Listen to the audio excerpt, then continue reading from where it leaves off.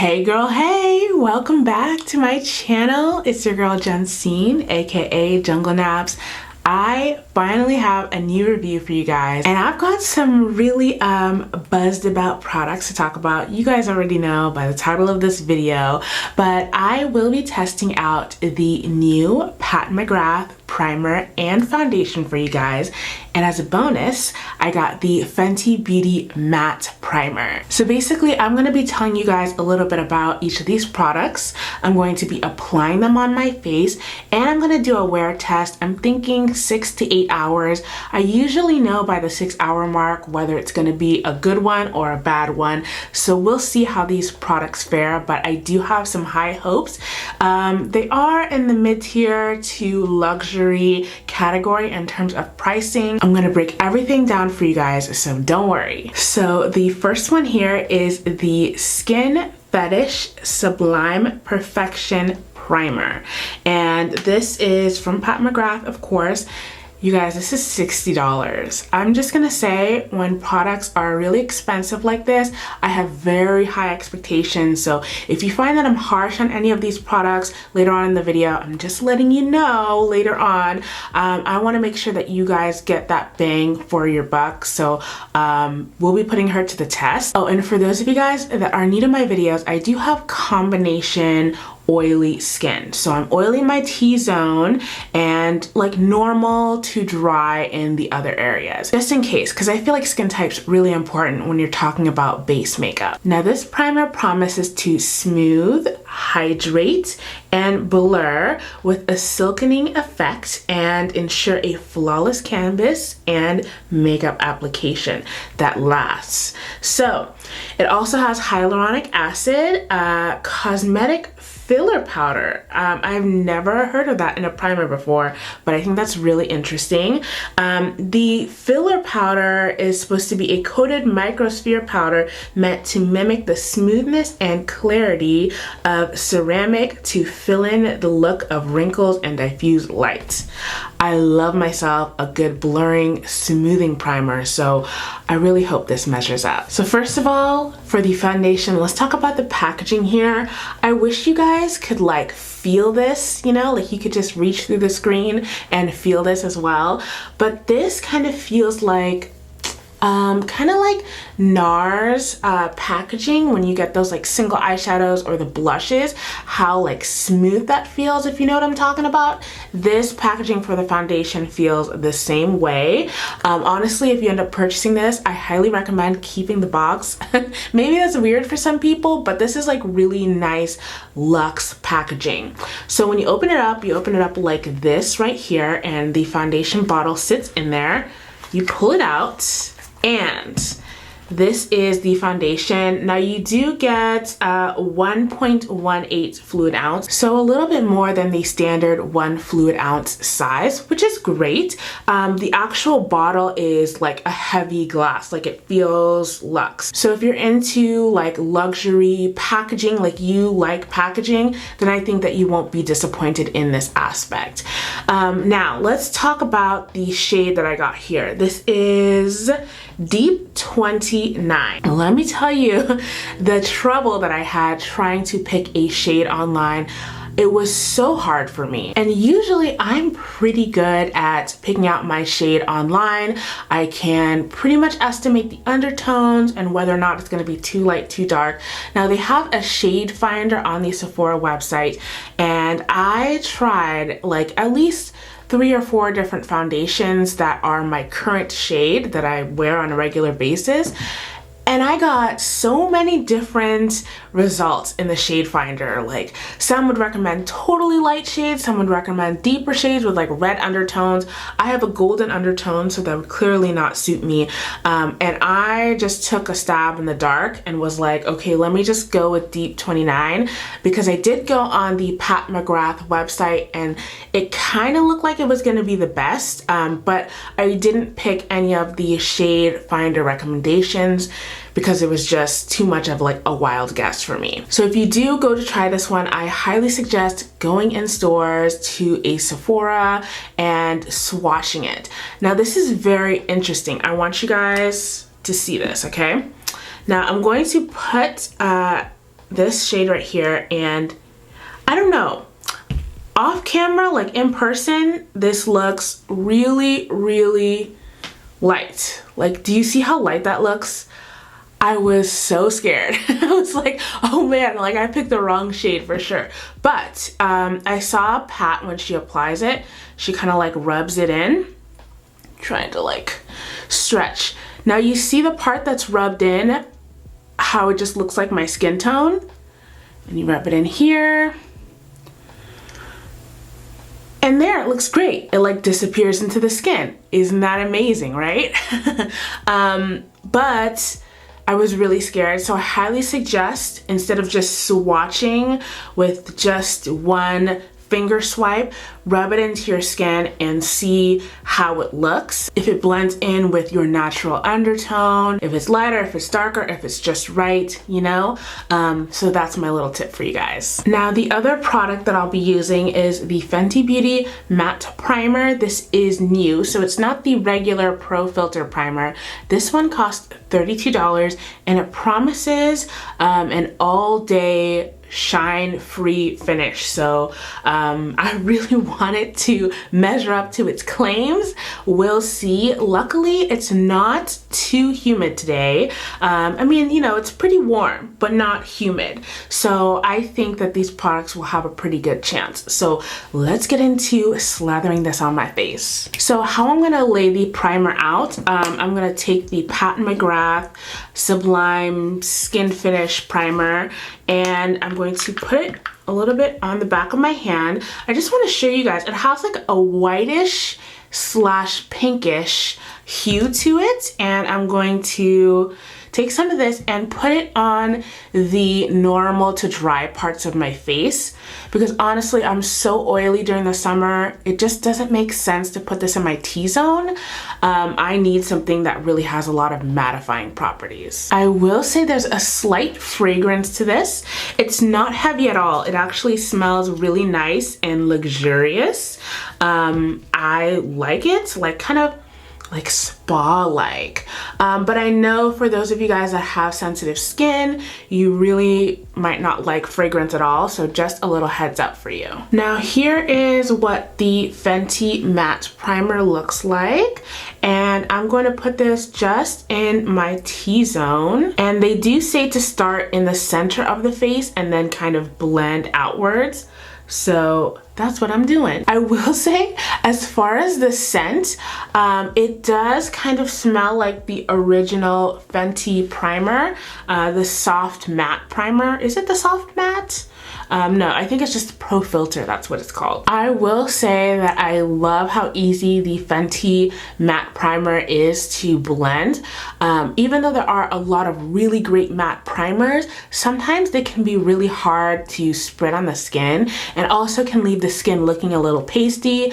I know that might not really matter a lot because you're gonna put foundation, but sometimes when you're in a rush, you just want something that's like really quick just to like spread, you know what I mean? Now for the main star of the show, the foundation here. So I'm gonna try two methods of applying it. The first one is the method that Pat Mcgrath uses, where she just uses her fingers, and that's what she said gives you like a sheer, like natural finish. Now this foundation is sheer to medium coverage, so if you're like a full coverage kind of girl, this might not be your jam. I do want to say on the other side, I'm going to be using a brush application. I know that one is supposed to be a little bit more coverage, maybe hopefully medium coverage. I'm just gonna dot this around, and this actually doesn't look like too bad of a shade. Oh, this actually spreads really nicely with the fingers. And I usually don't like to do this. I'm usually like a sponge / brush girl, but I'm gonna try this out for you guys, you know? So this is what it looks like with just the fingers, and it honestly looks really nice. It's kind of like a soft, what did they call it? They called it a velvety matte finish. I don't think this foundation is truly matte, but they said velvety matte finish. I think it's really nice. I think if you like the dewy look, go ahead and use your hands. You want light coverage, then it's fine. But I really want to see what this brush can do. So I'm using a dense foundation brush, and I'm just going to apply it with the brush. See, that's a lot more coverage than the lighter side here. So just a heads up for you, if you are into the brush application, you're gonna get more of a medium coverage. Now, I haven't even said this, but I will say the best part about this foundation so far is it gives the skin a very like natural beauty type of finish. Like, oh, this could just be my skin, you know? I like that. So far, I'm just gonna say my first thoughts. It's like $68. Like, that's really pricey for a foundation. So to get a skin-like finish, a natural beauty type of finish, it's great, but I feel like that caters to a certain type of person, and not everybody wants to pay $68 for a sheer to medium foundation. But I will say, if you like this type of foundation, you're probably gonna really enjoy it. It's definitely velvety matte, kind of dewy, kind of refreshing looking, but also a natural like beat kind of makeup. I'm gonna take you through my concealer, my contour, a little bit of face powder, and then I'm gonna come back and check in with you guys so you guys can see how this really holds up. For concealer today, I'm using my Laura Mercier Flawless Fusion. This is really good for those days when you really want a natural beat, and I feel like this is probably gonna pair really well with the Pat Mcgrath foundation. I'm actually really digging how this paired with the foundation. I think it looks really nice and still natural. For contour, I'm gonna go ahead with old trusty here, the Fenty Espresso, and just put it in all the normal areas.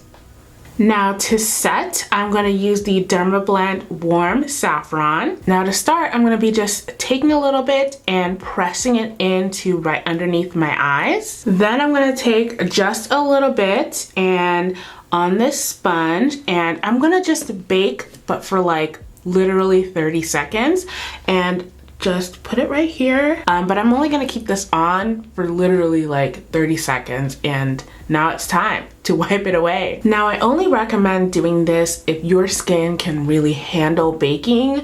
If you just have super dry skin, then you don't need to do this. That's just for me in my oily areas. Now it's time to bronze. I've got the Benefit Hoola bronzer in the shade Toasted. For blush, I've got the Juvia's Place. This is the Neo. This one right here. I'm going to be applying it to both cheeks just a little bit because Lord knows this palette is so pigmented. For highlight, I'm taking the Laura Mercier. This is the Glow Powder and the special brush that comes with it. I thought I lost it, but I found her. And this to me is the best way to apply this one, but you literally only need like a slight dusting. So this powder is gonna last you a long time. And with that, you get a really nice, soft, golden glow.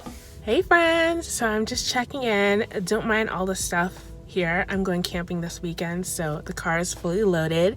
I wanted to update you guys on what is going on with this foundation. So as you can see, it does look a little bit dewy, but it's actually pretty matte in person. I'm not sweating. It's held up, and let's see, what time is it? I've had it on for 4 hours. I'm stoked. I totally expected this to be super dewy and to be an oily, greasy mess. It could be that the Fenty Matte Primer has really helped with the Pat Mcgrath foundation, but it looks so nice. Like, I'm so impressed so far. So I will check in with you guys. I'm probably gonna take this out into 8 hours just to give you guys the full scoop. All right, my friends, we are at the 8-hour mark. Look at my face, okay? I look fresh, okay? And I have been out and about. It's been hot today. I perspired a little bit, but I literally look like this is my skin. I really do think this is like a velvet matte because it's not as dewy as you would think. I know in Sephora they have the finish as like a radiant finish, and I don't think it's radiant. Like, it's not straight up dewy. It's matte. And for me, that could be a combination of the primers I used plus the foundation and that little bit of baking action. But I mean, take a look at this. This is amazing. It literally just looks like this is my skin. Like, Am I wearing foundation? Possibly, you know. I'm so impressed with it. And to be honest, I didn't think I was gonna like it. That price tag, $68, was pretty high for me, and I was very prepared to come down very hard on it and talk about how oily I was and any cracks in my foundation, anything. But I'm going to say, I'm gonna let the visuals speak for itself. It looks even more beautiful in person. It doesn't look greasy. It doesn't look oily. I literally feel like, wow, I could wear this for another 4 hours. I think if you are extra oily and you know, you need to touch up, definitely with blotting papers or even a makeup sponge if you like to carry those around as well. I will say, earlier I was on my phone, and usually when I'm on my phone and I wear a lot of makeup, after I get off the call, you can see the imprint of the makeup on my phone. And with this one, there was just a tiny bit of makeup, not even a lot or anything, and I was on the phone for probably like 10 minutes. So I was really impressed because I thought, oh, it's gonna be velvety matte, it's probably gonna like slip off, but even when you touch it, that's like really nice. If anything, you can probably see a little bit of my blush, but not the foundation. So I'm very impressed. Now let's talk about the two primers. So the first one, the Pat Mcgrath primer. I'm kind of on the fence about it. I don't really know if this is why the foundation works and looks so good, you know, especially on my non-oily areas. Honestly, I feel like it's comparable to the Farsali primer. I don't see an amazing amount of blurring. I would probably stick with my Farsali, although I do need to do a little bit of some comparison to see which one the foundation works best with. Now, let's talk about this matte primer right here. It's amazing. Everywhere where I put it, like in my T-zone, on my chin, I haven't gotten oily. I'm like shocked because most foundations that I wear, most primers that I wear, by the 6th hour, I need to touch up, I look a bit oily, and I look like nice. Like I don't even have oily combination skin. I don't know if this is just a fluke, but for the first impressions of this, I'm super impressed with the Fenty one, and this might have to be my go-to. I might have to say I like it more than the Rimmel Stay Matte, but I'm gonna hold my breath and try it out a little bit more. You know, I don't want to promise anything too soon, okay? If you enjoyed this video, check out other videos like this in my high-end foundation reviews playlist. Also, don't forget I love you guys. Thank you for kicking it with me. And of course, I'll see you in the next one. Bye!